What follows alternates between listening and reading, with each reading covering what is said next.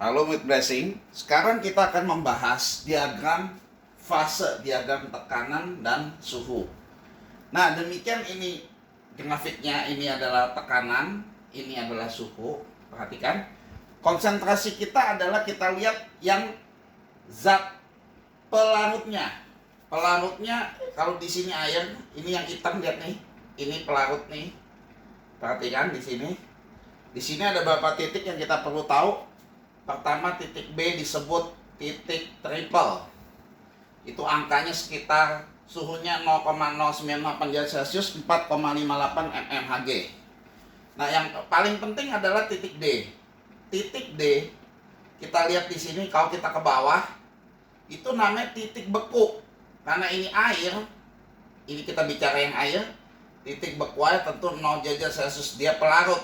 Jadi ini pelarut ya. Sekarang titik C, perhatiin, kita turunin ke bawah, itu titik didih pelarut.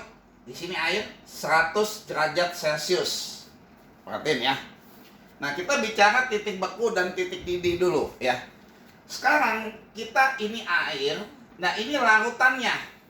Ya, ini ada larutan, lihat grafiknya lebih ke bawah.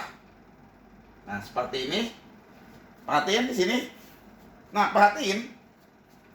Kita udah belajar tadi bahwa titik didih larutan pasti lebih tinggi daripada titik didih pelarut. Ya, si air di sini. Jadi kalau di 100, maka titik didih larutan pasti di atas 100. Nih, perhatiin. Makanya ada di titik G. Lihat. Jadi lebih ke kanan karena suhunya lebih tinggi. Ya.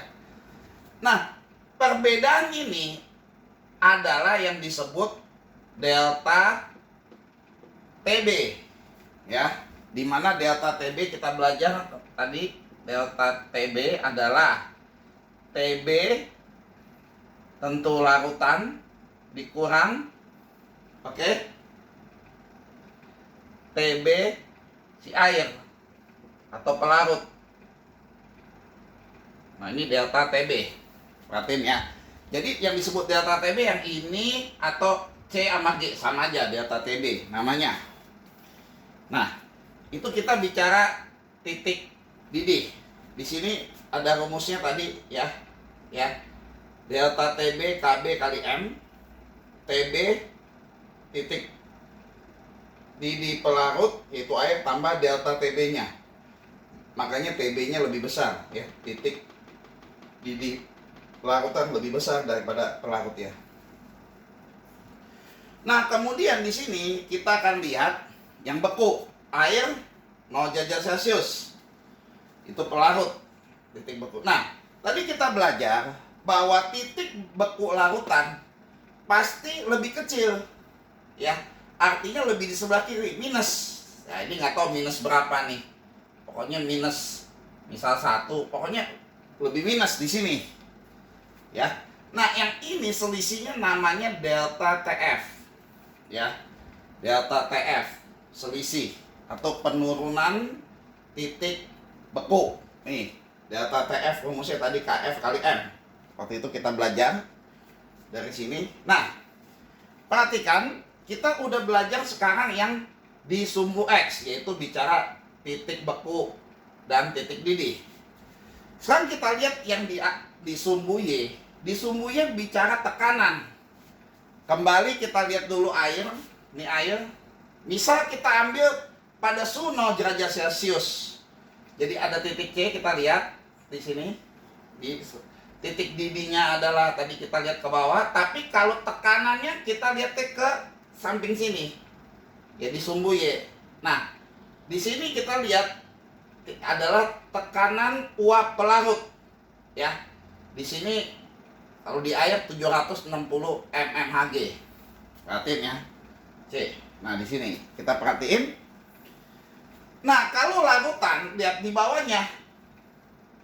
Sama pada suhu 100. Kita lihat lagi ke samping. Nah, PI ini adalah tekanan uap larutan. Di mana kita hitung perhitungan tadi bahwa tekanan uap pelarutan pasti di bawahnya tekanan uap pelarut.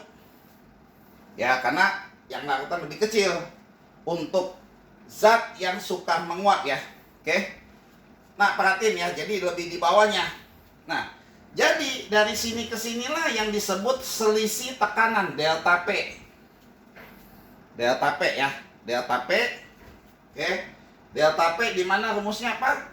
Delta P tentu delta P adalah delta P ya, rumus lainnya P pelarut dikurang P larutan. Ya. Karena pelarutnya lebih tinggi. Paham dari sini? Itu disebut delta P. Jadi pada 100 derajat ini delta P-nya. Nah, kalau misalnya pada suhu 0,098 ya ini delta P juga ini. Ya, jadi pada suhu 0,098 P0 si pelarut airnya sebesar 4,58, sedangkan kalau larutannya pasti lebih di bawahnya lagi. Ya, lebih di bawahnya. Kita lihat pasti lebih di bawahnya. Nih. Lebih di bawahnya dan ini disebut delta P. Ya. Jadi kita lihat bacanya yang mesti diperhatiin nanti dalam soal yang ini delta TB, delta TB, delta TF, delta TF. Yang di sini delta P, delta P. Titik ini adalah di sini bicara P-nya ya. Kalau yang ini yang ini adalah P pelarut, yang 11 yang sini bawahnya P larutan. Jangan salah ya. Dan saat ini perhatiin terbagi antara cair, padat dan gas. Ya, cair, padat dan gas. Perhatiin di sini. Nah, kalau bicara garis BD itu namanya garis beku. Kenapa garis beku? Antara padat sama cair. Ya. Itu kalau ditanya, ya. Kalau BC garis titik didih BC. Kenapa? Antara cair dan gas. Ini gas. Ya, kalau ini sublimasi jangan dibahas di sini. Nah, demikian grafik antara pelarut dan larutan yang kita bandingin. Oke, kita akan masuk ke video selanjutnya kalau jenis zatnya berbeda-beda.